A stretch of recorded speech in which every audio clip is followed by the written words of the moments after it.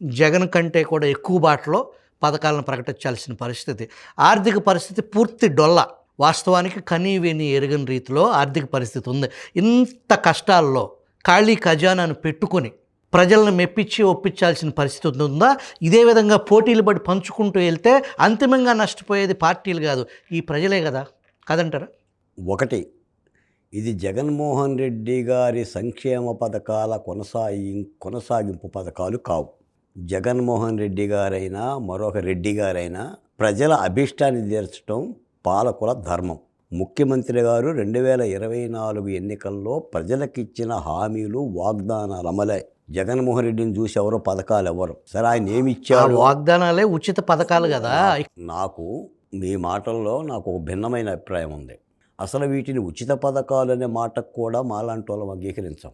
వీటి పేరు సంక్షేమ పథకాలు. సంక్షేమ రాజ్యంలో, సంక్షేమ రాజ్యాంగంలో, సంక్షేమ ప్రభుత్వంలో సంక్షేమ పథకాలు ఇచ్చి తీరాల్సిందే.